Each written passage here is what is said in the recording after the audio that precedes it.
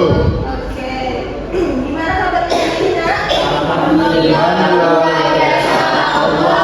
Hari ini siapa yang nggak hadir? Udah? Eros Bu.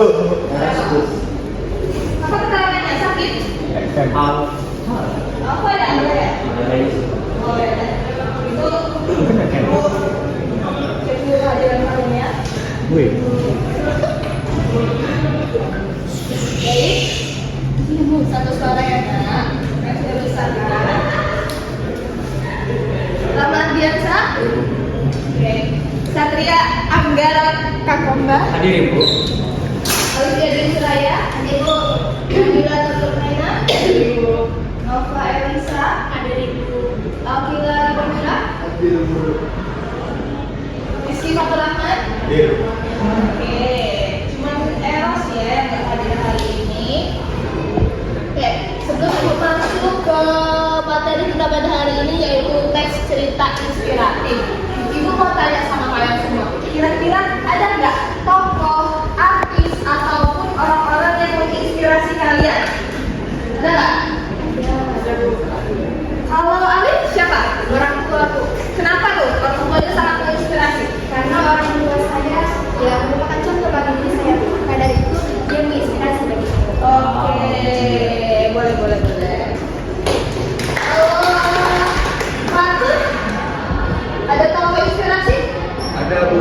Ada seorang guru bernama Prof. Eko. Dia itu salah satu inspirasi saya. Karena ketika dia mengajar itu enak jadinya. Oh, lembut ya. Iya. Oke, kamu nanti di masa depan mau menjadi seperti Prof. Eko gitu? Iya Bu, betul. Oke. Baik, ada yang bilang kalau misalnya orang tuanya inspirasi, ada yang bilang gurunya. Kita langsung masuk ya ke materi kita pada hari ini yaitu teks cerita inspiratif.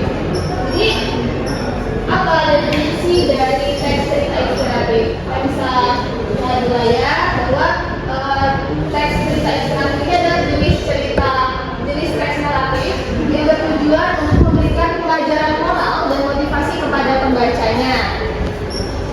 Cerita inspiratif seringkali didasarkan pada pengalaman nyata atau fiksi yang menggambarkan perjuangan, keberanian, dan ketekunan seseorang dalam menghadapi tantangan hidup. Barangkali orang tua Alif tadi, Prof. Eko itu dia sudah mencerminkan ketekunan serta perjuangan dalam menghadapi tantangan hidup mereka.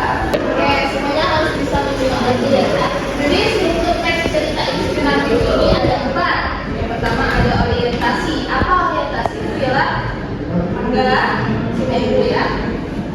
Bagian ini merupakan pengenalan cerita yang mencakup pengenalan tokoh, latar tempat, dan waktu. Jadi pada bagian awal ini dikemukakanlah tokohnya siapa, di mana terjadi peristiwa tersebut. Yang kedua ada komunikasi. Bagian ini menggambarkan konflik atau masalah utama yang dihadapi oleh tokoh dalam cerita. Komunikasi merupakan inti dari cerita yang menarik perhatian pembaca dan membangun ketegangan. Jadi kalau di awal tadi kita sudah tahu tokohnya siapa, di bagian komunikasi kita akan mengetahui masalah apa yang dihadapi oleh tokoh. Yang ketiga ada resolusi. Jadi bagian ini berisi penyelesaian konflik atau masalah yang dihadapi oleh tokoh. Ketika di komunikasi tadi dia sudah menghadapi masalah, maka di resolusi ini dia mendapatkan solusi dari masalah yang dia hadapi.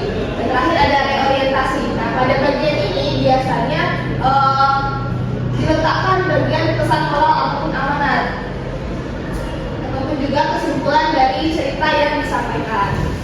Baik, karena Ibu lihat kali ini sangat memperhatikan, boleh kepada kok tegang semua ya. Nah, kepada Fatur yang paling nggak tegang, boleh coba disebutkan lagi struktur teks cerita inspiratif itu ada berapa kan? Jadi struktur teks cerita inspiratif itu ada 4 Bu. Yang pertama orientasi, kedua komplikasi, yang ketiga resolusi, dan yang terakhir reorientasi. Oke, kasih tepuk tangan dulu. Ini ya, nanti kan ada sesi yang selanjutnya. Oke, kita sudah tahu tadi definisi, kemudian struktur. Sekarang kita masuk ke aspek pembahasaan dari teks inspiratif. Itu ada 6 ya nak. Ada 6. Yang pertama itu penggunaan kata-kata inspiratif. Dan bagaimana kata-kata inspiratif yang digunakan ini adalah kata-kata yang dapat menginspirasi dan juga memotivasi seseorang. Sebagai contoh nih, teruslah belajar karena tidak ada hal yang sia-sia di dunia ini. Nah, itu adalah contoh dari kalimat yang memotivasi dan juga menginspirasi kalian semua. Yang kedua, penggunaan kalimat naratif. Di sini penyampaian cerita baik dalam bentuk tulisan, atau media itu disebut dengan teks naratif. Di mana teks naratif ini menjelaskan suatu kejadian secara berurutan dan juga menonjolkan tokoh-tokoh yang sesuai dengan urutan peristiwanya. Itu disebut dengan kalimat naratif. Yang ketiga ada deskripsi yang detail. Ialah bermaksud untuk menciptakan pengalaman yang lebih kuat bagi pembaca, di mana rangkaian peristiwa terlihat secara jelas urutannya dari awal orientasi sampai dengan bagian resolusi. Yang keempat itu adalah penggunaan dialog. Tentu di dalam sebuah teks cerita inspiratif itu terdapat penggunaan dialog, karena tentu ada tokoh utama dan juga tokoh pendukung. Hal ini juga memudahkan kita dalam mencerna dan juga menelaah teks cerita inspiratif. Apalagi bahasa yang digunakan dalam teks cerita inspiratif ini menggunakan bahasa yang erat yang ada dalam kehidupan kita sehari-hari. Yang kelima ada penggunaan majas. Hal ini tentunya sangat penting untuk memperkaya bahasa yang terdapat di dalam teks cerita inspiratif, di mana penggunaan majas ini untuk memperluas pembaca dalam berimajinasi. Sebagai contoh nih ya, kalau misalnya ibu kasih contoh penggunaan majas hiperbola dalam kalimat hati-hatinya adalah sebagian dari keberhasilannya. Jadi ketika dia melangkah, dia hati-hati, dia memikirkan sekali, dua kali dan mengambil satu langkah, itu adalah kunci dari keberhasilannya. Dan yang terakhir itu ada variasi kata dan kalimat. Tentu dalam sebuah teks itu perlu adanya variasi kata dan kalimat agar tidak tercipta kebosanan dan jenuh dalam membaca teks tersebut. Dari adanya variasi kata dan kalimat ini memungkinkan teks cerita inspiratif tadi dapat membangkitkan emosi, baik emosi senang, sedih yang akan diterima oleh pembaca.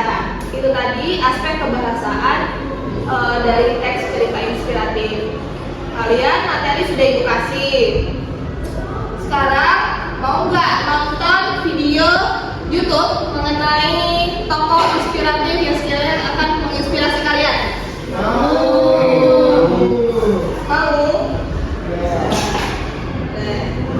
Oke, mulai ya.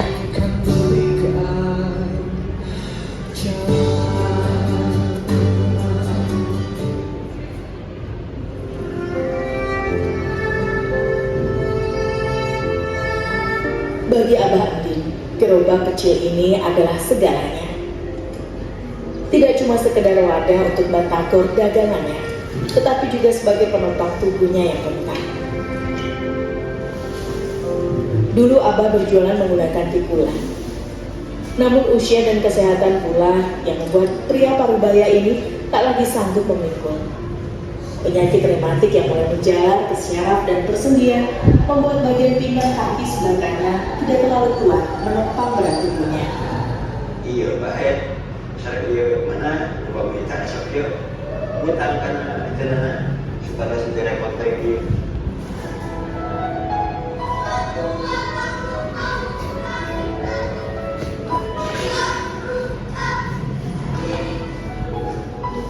Jam kegiatan seolah menjadi waktu terbaik Andin untuk menjajakan batagornya. Anak-anak pembeli ini dipercaya sebagai perantara Tuhan untuk memberikan rezeki kepadanya. Berapapun hasil yang diperoleh, menjadi suatu nikmat yang harus selalu disyukuri. Karena itu tak ada alasan baginya untuk duduk diam bermalasan. Oke, baik. Tadi kita sudah menyimak sama-sama ya anak-anak ya video inspiratif yang dulu. Boleh Agnes sebagai ketua ini Ibu ada lembar tugas untuk kalian. Silahkan dikerjakan masing-masing ya. Ibu beri waktu 15 menit. Nanti Ibu tanya.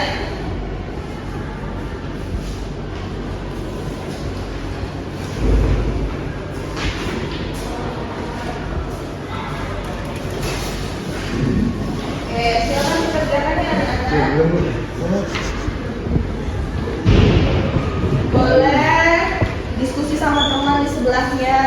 Tentang siapa sih? Nggak dapat. Bagi 2 aja. Iya, bagi 2 aja. Belum tentu diisi kan.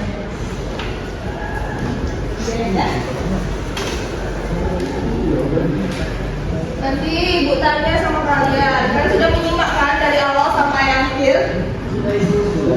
Pintar. Kalau misalnya tugas hari ini tidak selesai, nanti dibuatkan PR. Tanya, kerjain dengan selesai, nanti jawab. 15 menit ya.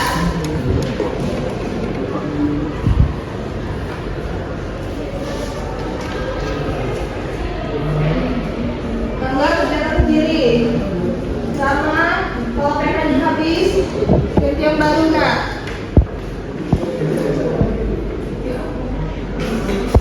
Coba.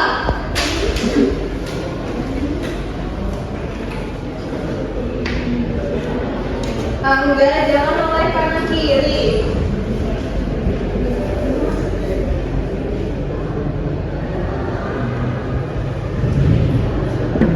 Oke. Udah 15 menit ya. Sudah selesai semua anak-anak? Sudah. Enggak? Ini selesai? Sudah. Sudah. Jadi aja sampai menjadi ya. Oke, untuk menguji pemahaman kalian tentang materi yang Ibu sampaikan, dari simpanan kalian untuk video yang Ibu paparkan yang Ibu tampilkan juga. Oke, nomor 1, apa tema utama dari cerita ini? Ibu minta mungkin dari kelas dulu ya. Angga, apa jawabannya? Tema dari Kalau menurut Angga sih ini tentang perjuangan dan ketabahan Ibu. Karena kan si Abah ini kan meskipun kakinya sakit, tapi dia masih tetap berjuang untuk menghidupi anak-anaknya dan dirinya sendiri. mana teman-temannya? Sama? Oh. Benar sekali ya, tema utamanya itu perjuangan dan juga ketabahan. Kita lihat sendiri tadi kan Abah Entin itu dia awalnya dari rumah jualan di usia yang sudah senja, tapi tetap menghidupkan dirinya dan juga istrinya. Kemudian yang kedua,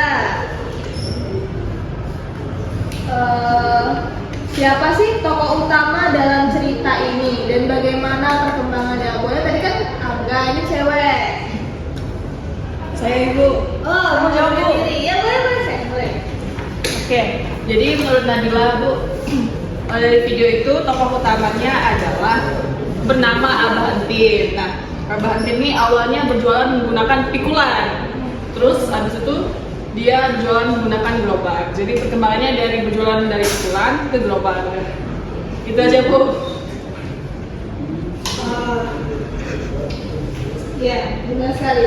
Dari pikulan ke gerobak karena Abah Entin mengalami sakit ya. Iya, dan Ibu. juga berpengaruh dari usianya. Terima kasih Nabila, jawabannya sangat tepat. Dan kita tadi sudah tahu tema dan juga siapa tokoh utamanya. Kira-kira apa nih konflik yang terjadi dalam cerita ini? Alkila, sepertinya kamu sangat tertarik ya menjawab soal ini. Boleh? Iya. Oke, jadi itu dari video yang saya tonton tadi, konflik yang saya dapatkan adalah dia dengan pinggangnya. Jadi kalau ada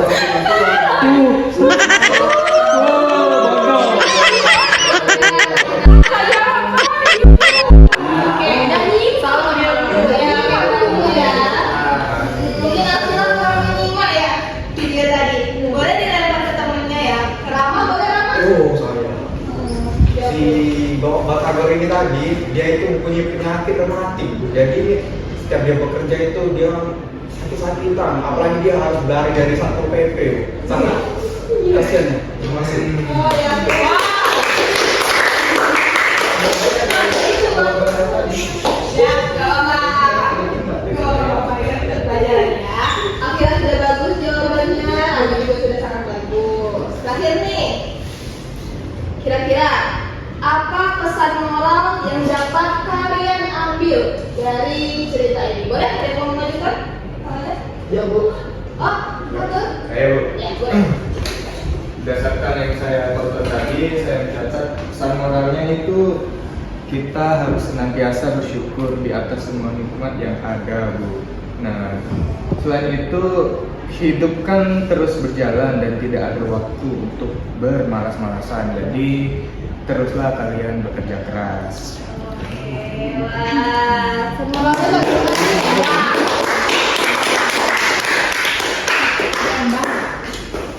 baik, dengan tadi sudah dijawab sama Fatur tentang pesan moral yang ada di cerita yang sudah di video yang sudah Ibu tayangin, dan juga materi kita pada hari ini. Anak-anak, membuat LKPDK ini disimpan untuk dipelajari lagi karena minggu depan materi hari ini akan berkaitan dengan materi yang ada di minggu depan. Mungkin itu saja yang dapat Ibu sampaikan. Angga, setelah Ibu keluar, tolong teman-temannya jangan dibolehin keluar ya. Nanti ada guru yang baru masuk lagi. Oke, terima kasih. Wassalamualaikum warahmatullahi wabarakatuh. Waalaikumsalam warahmatullahi wabarakatuh. Terima kasih. Saya Ibu, doakan kami